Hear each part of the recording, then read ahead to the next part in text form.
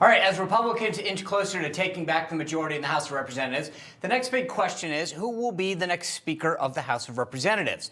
Tomorrow, internal Republican leadership elections will take place. And while most members of the Republican conference are backing Kevin McCarthy to be their nominee for Speaker, some in the party are not. Our next guest is one of them. Joining us now is Virginia Congressman and member of the House Freedom Caucus, Bob Good. Congressman, good to see you. Good to be with you, Sean. Thanks for having me. So tomorrow, the Republican conference is going to have this election. Are you backing McCarthy? I'll be voting for Andy Biggs for our speaker. Tomorrow, as you know, will be to determine who has a majority vote in the conference. We certainly expect that to be Kevin McCarthy. But, you know, the country, 70% of the country says we're on the wrong track, Sean, and we need transformational change. And that's got to start with changing how Congress operates. And we can't do the status quo. We can't do things as we've always done and expect we'll get a different result. So tomorrow is a demonstration that we need change. We need true change to Congress and true change in how the Republican Party operates. And so that's what tomorrow's vote's about. Okay, so Donald Trump, Jim Jordan, Mark Levin, Congressman Jim Banks, who's the head of the Republican Study Committee, Ralph Reed, Marjorie Taylor Greene, they're all backing McCarthy for Speaker. Why are they wrong and you're right in terms of who you're backing? Well, Kevin McCarthy has had 2 years to earn the support of the conference and to demonstrate that he's the agent of change, that based on how he has fought or has not fought or led us over these past 2 years. And I think it's hard to argue that we've done everything we could, even as a minority party, to stand against the Biden agenda, under which the American people are suffering. The American people are suffering, as you know, with the border invasion, with the reckless spending, with the inflation, with the rising crime, with the education system crumbling around us.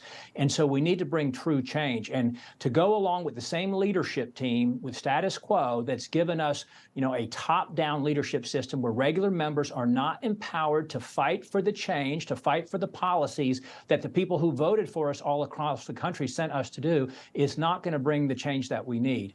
And so that's why I think you're going to see a significant number of members deny the 218 votes that are needed on the House floor January 3rd, at least for our nominating purposes tomorrow.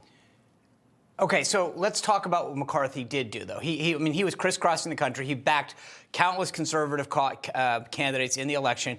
I mean, you know, the guy put in, what, $500 million that his group raised and spent, including $2 million on your race in 2020.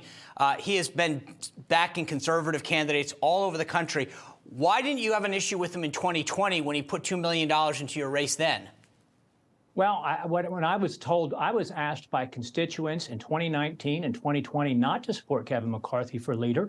However, I said I would evaluate him based on what he did in my first 2 years in Congress. And I was quiet externally about my opinion on leadership. I said I would evaluate him and others who aspire to lead us based on what they did. There was many opportunities that we had over the last 2 years to defeat a bad NDAA that they could not pass without a Republican majority, to deny the without Republican votes, I should say, to deny any Republican votes for the phony $1.2 trillion infrastructure bill. We had promised that no Republicans would help the Democrats pass that bill. That did happen. And then, frankly, we've had on the committees and on the leadership assignments, you've had conservatives essentially shut out, and we advance moderates at the expense of conservatives in the Republican conference. We even have money spent in primaries to defeat conservatives in the primaries, and money that could have been used in the general election to have won more seats this past Tuesday. But you talk about conservatives. I think Jim Jordan's pretty conservative. I think Marjorie Taylor Greene's pretty conservative. I think Donald Trump's pretty conservative. I think Mark Levin's pretty conservative. They're all backing Kevin McCarthy. So if there's a concern, that's what I just don't get. Why are all those people backing McCarthy? I mean, I would think that they would have equal concerns. Those are all pretty big champions of conservative causes. Well, those who you're going to have a hard time having people who seem to benefit from the status quo, who are in line for chairmanships or prime positions on committees or other positions of leadership. They're not going to come out publicly against the person who's expected to win that race, who's expected to be the nominee for Speaker. However, once it's clear tomorrow that no one has 218 votes, I think you're going to see a number of folks emerge as possibilities for Speaker. This should not be a coronation. This should be a competition. This should be a contest. You could actually argue, Sean, that we shouldn't even be having the vote tomorrow. We do not even know at this point, as you know, that whether or not we have a majority. We've got 212 seats right now. It takes 218. We don't even know if we'll have a Speaker. I think we will. I think we're going to cross that 218 threshold. But to have that vote tomorrow before we even know, and frankly, before all prospective members or winning members are being seated, certainly if we get the majority, we're going to have half a dozen or more members who are going to win in order to give us that majority, who won't be able to participate in that vote necessarily because they're still battling out, trying to make sure they win that race in their respective districts. They don't even know if they're going to be a member of Congress yet. So, Congressman, let me just, I just want to make sure I understand that tomorrow the process is your conference. Let me ask you, Sean. Let me ask you, Sean, yes, do you think the Republican Party has been part of the solution or part of the problem over recent years? Do you think the Republican Party, under the status quo and under the current leadership, has demonstrated that they're willing to do everything they can to bring the change that's needed in this country? We can't just be Democrat light. We can't just be not as bad as the Democrats. We've got to stand for real change 100%. and to go with the same leadership team and the same status quo that we've had in place over the last couple of years, I think doesn't represent the will of the American people, the will of those who voted overwhelmingly, at least 5 or 6 million more votes for us in the House races just this past Tuesday. Congressman, I agree with you. I don't ever want to be Democrat. Like, I love the policies that Donald Trump put in. I was proud to support him and be part of his administration. And I think everyone who wants to lead your conference needs to come out there and explain how they're going to do that. And my only point is, and this is kind of what I wanted to get at. So tomorrow, McCarthy faces a conference vote. He has to get half to become the Republican nominee, if you will, going into the House floor. So if he gets that nomination tomorrow, right? Then the big question becomes, it's McCarthy, the Republican candidate, versus the Democrats candidate when it comes to January 5th in the whole House. Will you support McCarthy then when it's 1 versus 1?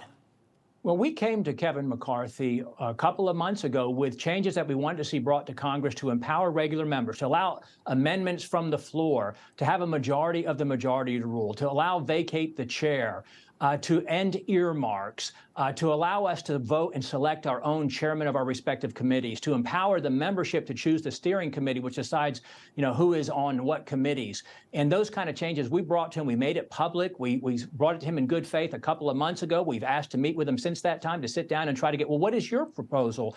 And we've not gotten a response from the leader to that effect. So now there's a number of us who feel like we need to have a contest for Speaker, and that will happen tomorrow. After tomorrow, we'll see how close he gets to the 218 that's required. We'll see who else wants to be a candidate potentially for the speakership. I suspect there'll be a number of folks who will say, hey, well, maybe I can cobble together the needed support to get to 218. But they can't. I mean, that's with all due respect, sir, that's not true.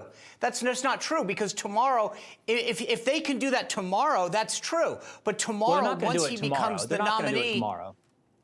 But then it's Democrats are going to be united going into January 5th when they put up their one name, whether it's Pelosi or Hoyer or Hakeem Jeffries, and then we're going to split our vote. They become then they actually win. Now there is some 6 weeks between tomorrow and January 3rd, where there will be Republicans getting together and decide who are the best candidates to lead us, who is that best person, who can put together that 218 majority that's needed to win on January 3rd, and we'll see who emerges from that. What we're going to have is leverage after tomorrow to bring the changes that are needed so that regular members, the people who represent the 800,000 people in our district, will truly be empowered to fight for the change they told the voters they would fight for when they asked for their vote and got elected. So we'll see who emerges as candidates after tomorrow. Okay. Congressman Good, I appreciate you coming on and making the case, and look forward to seeing what that vote turns out to be tomorrow. Thank you, Sean. Good to be with you.